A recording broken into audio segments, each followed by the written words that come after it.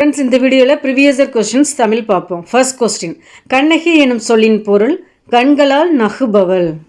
கண்ணகி அப்படின்னா அதன் பொருள் கண்களால் நகுபவள். பொறுத்தக பகுதி 1, 2 பொருத்தணும். குறிஞ்சி அப்படின்னா கிழங்கு அகழ்தல் தான் குறிஞ்சி நிலத்துக்குரியது. இதே முல்லை நிலத்துக்குரியது வரகு விதைத்தல். மருதம் நெல் அறிதல். நெய்தல் உப்பு விற்றல். குறிஞ்சி அப்படின்னா கிழங்கு அகழ்தல். முல்லை வரகு விதைத்தல். மருதம் நெல் அறிதல். நெய்தல் அப்படின்னா உப்பு விற்றல்.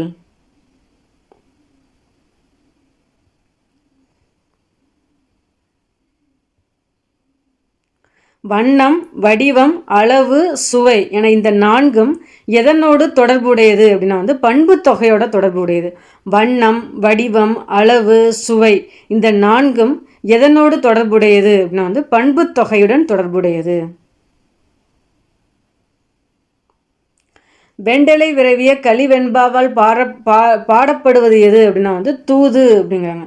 வெண்டலை விரவிய கலிவெண்பாவால் பாடப்படுவது எது அப்படின்னா தூது. பொறுத்துக வினைத்தொகை அப்படின்னா செய்தொழில், அதுதான் வினைத்தொகைக்கான எடுத்துக்காட்டு. இதே உவமை தொகை அப்படின்னா மதிமுகம், அதான் உவமை தொகை. உண்மை தொகைனா 4ம் 2ம் அப்படிங்கிற மாதிரி மறைந்து வரும், அதுதான் உண்மை தொகை. இதே அன்மொழி தொகை அப்படின்னா பவளவாய் பேசினால், அது அன்மொழி தொகை அப்படின்னா. வினைத்தொகைனா செய்தொழில், உவமை தொகை மதிமுகம், உண்மை தொகை 4, 2, அன்மொழி தொகை அப்படின்னா பவளவாய் பேசினால். அவன் உழவன், இதன் இலக்கண குறிப்பு அப்படின்னா குறிப்பு வினைமுற்று அப்படிங்கிறாங்க. இது எந்த காலத்தையுமே காட்டாமல் ஒரு குறிப்பால் உணர்த்துறது. அவன் உழவன் அப்படிங்கிறதுனால இது ஒரு குறிப்பு வினைமுற்று அப்படிங்கிறாங்க. அவன் உழவன், இதற்கான இலக்கண குறிப்பு குறிப்பு வினைமுற்று. பிழையற்ற வாக்கியத்தை கூறுக அப்படின்னா வயலில் மாடுகள் மேய்ந்தன அப்படிங்கிறாங்க. ஸோ மாடுகள் அப்படிங்கிறது நிறைய பன்மை. ஸோ முடிகிறதும் மேய்ந்தன அப்படின்னு தான் முடியணும். வயலில் மாடுகள் மேய்ந்தன, இதுதான் ஒரு பிழையற்ற வாக்கியம். பெயர் சொல்லின் வகை அறிதல்னா நடிகன் அப்படின்னா ஒரு தொழில் பெயர் அப்படிங்க. பெயர் சொல்லின் வகை அறிதல். நடிகன் அப்படின்னா தொழில் பெயர்.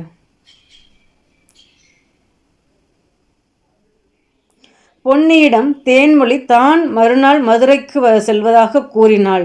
இது எவ்வகை தொடர் அப்படின்னா அயற்கூற்று தொடர் அப்படின்னாங்க. பொன்னியிடம் தேன்மொழி தான் மறுநாள் மதுரைக்கு செல்வதாக கூறினாள், இது ஒரு அயற்கூற்று வாக்கியம்.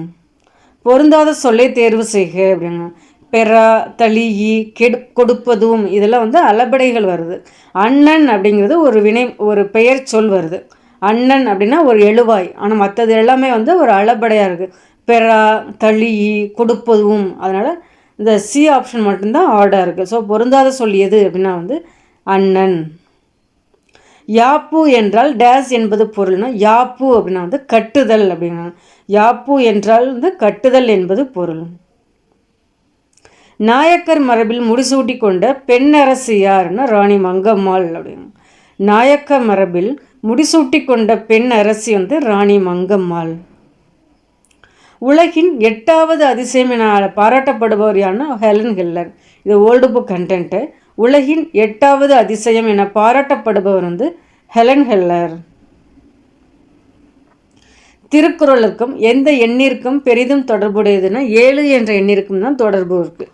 திருக்குறளுக்கும் எந்த எண்ணிற்கும் பெரிதும் தொடர்புள்ளது அப்படின்னா 7 என்ற எண்ணிற்கும் அதிக தொடர்புடையது. 99 வகையான பூக்களின் பெயர்கள் இடம்பெறும் நூல் எதுனா குறிஞ்சிப்பாட்டு அப்படிங்கிறாங்க. 99 வகையான பூக்களின் பெயர்கள் இடம்பெறும் நூல் குறிஞ்சிப்பாட்டு. அதன் ஆசிரியர் யார் அப்படின்னா கபிலர் தான் வருவாங்க. இந்த குறிஞ்சிப்பாட்டில் தான் 99 வகையான பூக்களின் பெயர்கள் இடம்பெற்றிருக்கு. மனித நாகரிகத்தின் தொட்டில் என அழைக்கப்படுவது எதுன்னா லெமூரியா அப்படிங்க. மனித நாகரிகத்தின் தொட்டில் என அழைக்கப்படுவது லெமூரியா. குமரகுருபரர் எழுதாத நூல் வந்து எது அப்படின்னா திருச்செந்தூர் முருகன் பிள்ளை தமிழ், கந்தர் கலிவெண்பா, மதுரை கலம்பகம், காசி கலம்பகம், நீதிநெறி விளக்கம், முத்துக்குமாரசாமி பிள்ளை தமிழ், இது எல்லாமே குமரகுருபரர் அவர்களுடையது. அவரின் காலம் 17ஆம் நூற்றாண்டு. அதில் வந்து அவர் எழுதாத நூல் வந்து எதுனா திருச்செந்தூர் முருகன் பிள்ளை தமிழ் வந்து அவர் எழுதாதது. இதே வந்து முத்துக்குமாரசாமி பிள்ளை தமிழ் அப்படின்னா மீனாட்சி அம்மை பிள்ளை தமிழ், இது எல்லாமே வந்து குமரகுருபரர் அவர்களுடையது. அவர் எழுதாதது வந்து திருச்செந்தூர் முருகன் பிள்ளை தமிழ்.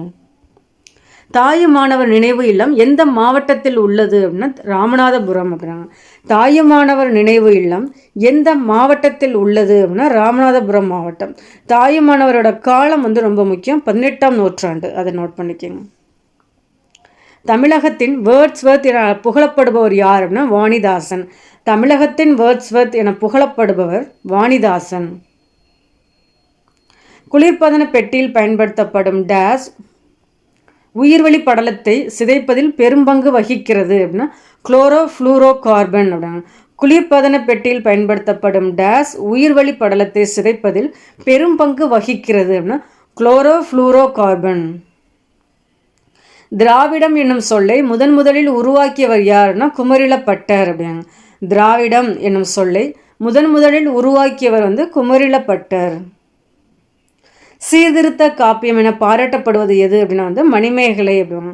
மணிமேகலை வந்து 50 காப்பியங்களில் ஒன்று, அது வந்து ஒரு பௌத்த சமய காப்பியம் அப்படிம்பாங்க.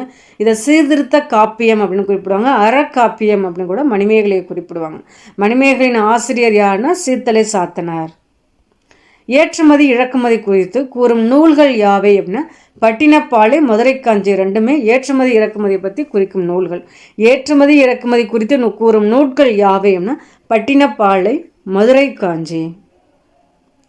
சரிந்த குடலை புத்த துறவிய சரி செய்த செய்தியை கூறும் நூல் வந்து எது அப்படின்னா மணிமேகலை அப்படிங்கிறாங்க. சரிந்த குடலை புத்த துறவியர் சரி செய்த செய்தியை கூறும் நூல் வந்து மணிமேகலை அப்படிங்கிறாங்க. மணிமேகலை தான் இப்போ பார்த்தோம் ஒரு பௌத்த காப்பியம் அப்படின்னு. நமக்கு இந்த கேள்வியில் ஆன்சர் தெரியலை அப்படின்னா கூட இது வந்து புத்த துறவிய சரி செய்த செய்தி அப்படிங்கிறத நீங்கள் வந்து மணிமேகலை தான் எடுத்துக்கணும். சரிந்த குடலை புத்த துறவிய சரி செய்த செய்தியை கூறும் நூல் மணிமேகலை. ஒரு பொறுத்துக நான்மணி மாலை அப்படின்னா ஒரு சிற்றிலக்கியம். மலரும் மாலையும் இது வந்து கவிமணி அவர்களுடையது கவிதை. நான்மணி கடிகை அப்படின்னா வந்து இது வந்து அறநூல்களில் ஒன்று, 17 கீழ்கணக்கு நூல்களில் ஒன்று. ஸோ இது வந்து ஒரு நீதி நூல் அப்படிம்பாங்க. தேம்பாவணி வந்து அது வந்து ஒரு காப்பியம் தான் வந்து தேம்பாவணி.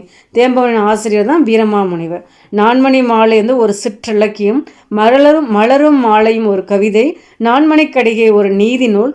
தேம்பாவணி வந்து ஒரு காப்பியம் அப்படின்னாங்க. இதில் ஒரு 25 கொஸ்டின்ஸ் பார்த்துருக்கோம் ஃப்ரெண்ட்ஸ். பிடிச்சிருந்தா லைக் பண்ணுங்கள். தேங்க்யூ.